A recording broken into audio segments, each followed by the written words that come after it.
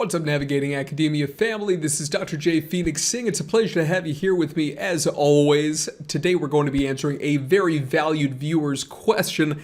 Try saying that 5 times fast. So today, guys, I would really appreciate it. Do me a huge favor and just hit that like button before we get started. It's the little thumbs up button. Helps the channel out a huge amount. What it does is that it will recommend to YouTube that they show people who are not current subscribers to the channel any and all of our content. So I would really appreciate it. You guys know that my mission more than anything in life is to be able to help as many people as I can, and you guys can help me out a ton with that by liking this video and by placing legit any comment below. Also, if you hate the content, fantastic. Dislike it. Big thumbs down, right? Still helps with the engagement. I'm okay with that. I honestly don't mind. So let's go ahead and get started today. Today's question comes from Jason. Jason, thank you so much for watching, mate. Really appreciate you. Love that you love the channel, and especially love that you're engaging by asking questions. It helps me out a ton because it also helps me see what you guys, who are the reason that I do this, what it is that you guys are interested in learning more about. Jason's question is a really important one, and the first thing that I want to do is to give him huge kudos for frankly having the courage to ask this question, because some people may be like, wow, like that's a really intimate question to ask. So thank you, Jason, for having the courage to be able to ask it. So here's Jason's question. Here we go. So Jason says, first of all, Jason he posted this question on a video that I made called, "Can I publish research as a clinician?" Of course you can't. No, I'm just joking. You're fine. Of course you can. Watch that video, but I just ruined it for you anyway. But check it out. Okay, so here's Jason's question. Jason's question is, huge fan of the show, Dr. Singh. I'm third year psych at the University of Queensland. Love me some Queensland. Brisbane, which is, I think, where University of Queensland is, right? It's capital city. Which one of the, is it like a sandstone? Right? Wasn't one of the, like the sandstone colleges or universities? Yeah, I was just there last year, Jason. I climbed Mount Kosciuszko, which is the tallest mountain, right, on the continent, with a sprained knee. Genius idea. And then I climbed Sydney Harbour Bridge, which was fun. And I did, I went and saw the Marriage of Figaro or whatever at Sydney Opera House. It was great. I love Australia. Love Australians. So it's awesome, man. Thank you so much for watching. So Jason says, I'm a third year psych student at the University of Queensland and figured out that I want to be a clinician. Your videos helped me get there. Awesome, man. Congratulations. It's a big decision. So congratulations. Very important. So here's Jason's question. I've had a very lucky life and haven't suffered any hardships, which I'm massively thankful for. But in a way, I feel like this disqualifies me as a clinician. Why should any clients listen to what I have to say when I couldn't begin to understand what they go through? Jason, I feel like I should mic drop and walk away, because this is like question of the week for me, because it's a deep question and something people don't think about. When I saw this question, Jason, I waited a few days to be able to make this response video for you, because I want to make sure that I gave the question the respect that it deserves.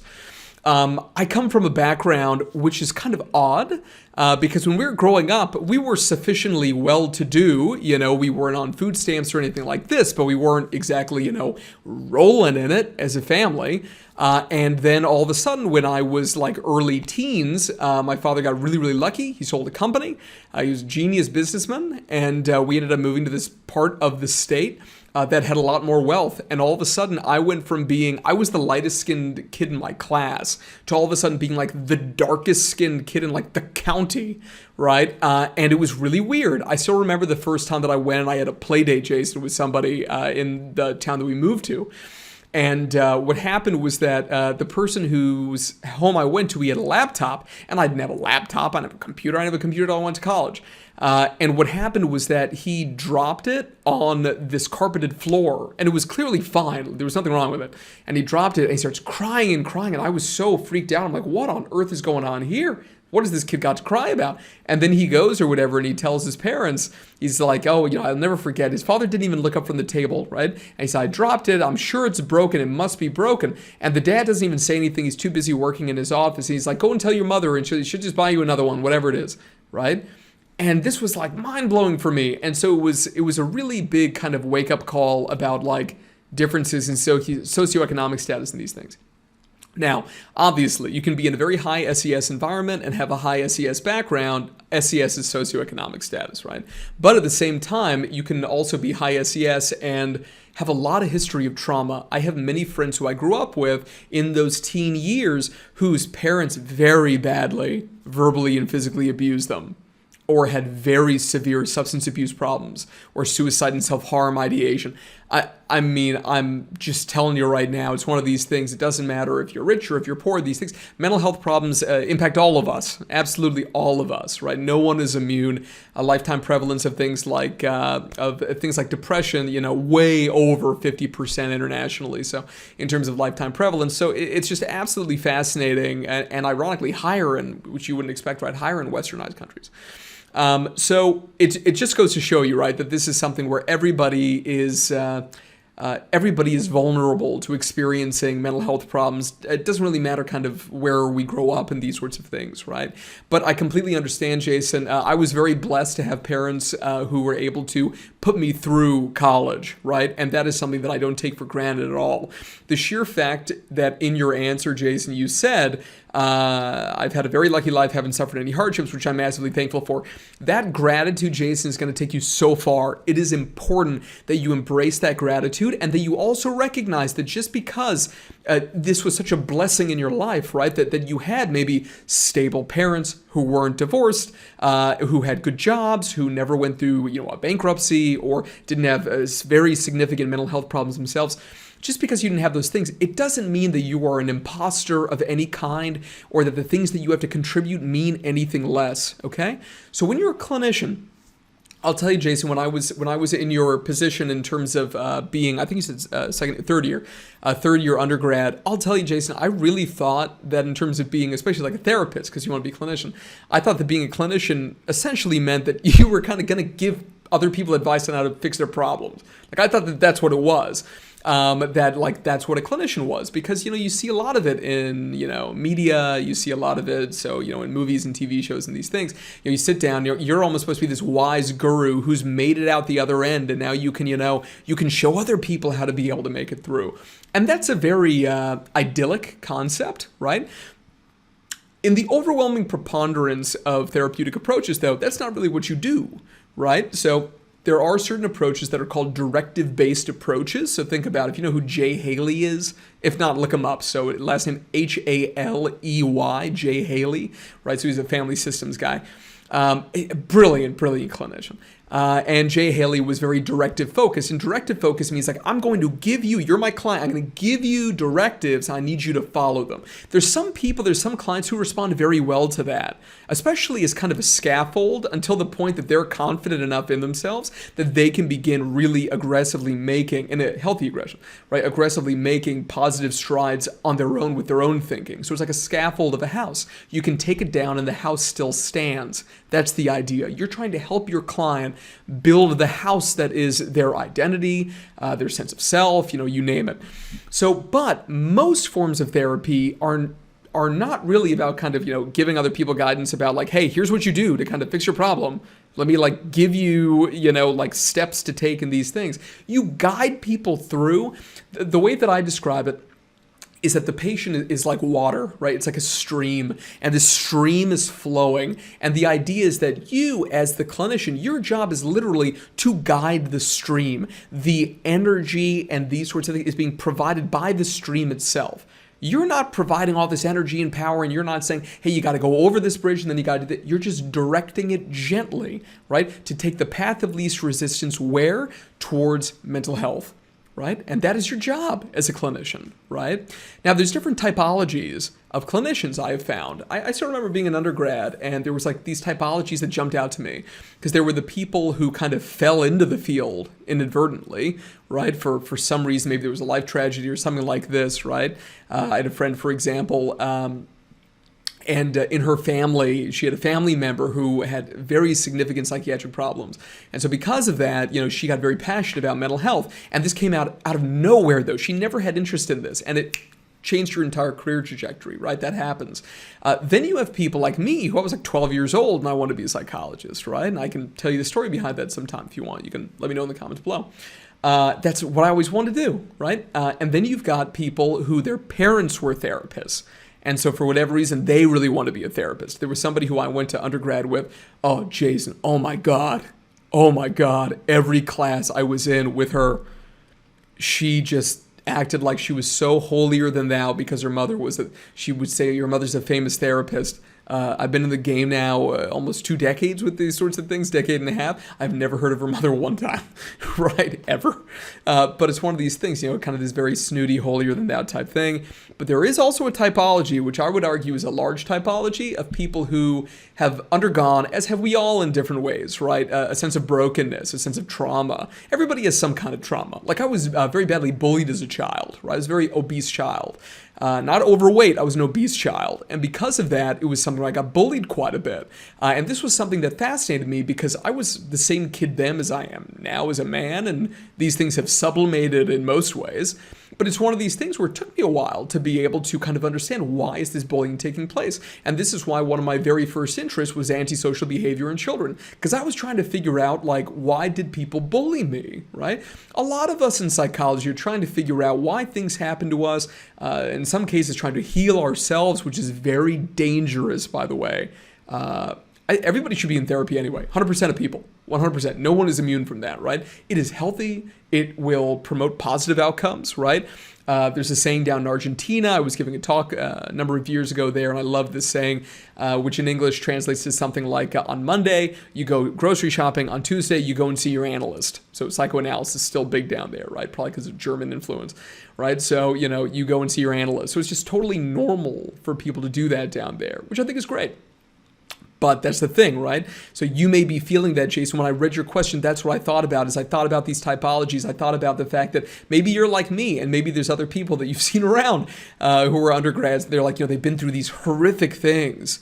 And it's like, God bless them that they're still okay and that they want to help other people in these things. But then you've got folks like yourself and myself, Jason, where we didn't go into student loan debt. We weren't working since we were 12 years old. And we kind of think like, did I have it so easy in these things that like, I don't know my way out of the pit because I was never in the pit. Does that mean that I can't guide other people out of the pit? Right? So again, remember, at the end of the day, think about what Carl Rogers said once, right? He said that human beings are basically like clogged drains, and we know how to unclog ourselves. Sometimes we just need somebody else to be there with us while we're going through that process. And I fundamentally agree with that. I really do. You have to trust that everybody has almost that healing agent within them, right? We're there to basically open people's eyes, facilitate the process.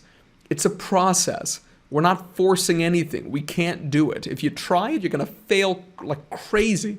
It's also not ethically right? People need, it's one of these things, do no harm, right? You can't force anything on other people. There's this voluntariness aspect to all of this ethically, right? So here's the thing. My big piece of advice to you, Jason, on this is you need to understand that when you're a clinician, you're a vessel for the information. This information in terms of psychoeducation, in terms of providing resources to your client, right? To providing essentially emotional, either, confirmation or validation. That is your job. Your body is like a musical instrument, okay? You sitting there, your nonverbal responses, it's not just what you say. It is how you say it. It's the intonation. It's the gestural affect. It's the facial impact, right? The facial affect that you have. Right? There's a lie out there which says something like, like 70% of all communication is nonverbal. Bullshit. That's a lie, right? It's a misinterpretation of the finding. The finding is that 70% of the emotional impact of a message is nonverbal. Not the whole message, the emotional impact. And emotions are critical to understanding the human experience, as you can imagine, because you got to think about it like a triangle. We got feelings, thoughts, and emotions, right? And sorry, feelings, thoughts, and behaviors. So obviously feelings would be the emotions piece, right? And if you impact any one of those three, the other two get impacted as well. And different types of therapy map onto these different ones. So maybe if you're more emotions-based, feelings-based, maybe you want to focus more on psychodynamic therapy. Maybe if it's more thoughts and thought processes and cognitive biases and these things, maybe you want to go with more something like cognitive behavioral therapy. Or maybe you want to go with a radical behavioral approach. So something, for example, like I used to do, which is exposure and response prevention when I used to be a behavioral coach up in Boston when I was an undergrad still to get clinical experience. And let me tell you, what an experience. It made me very confident. I never want to be a radical behavioral therapist. But there were people there, they were phenomenal at it. I saw lives changed for the better. It was pretty amazing.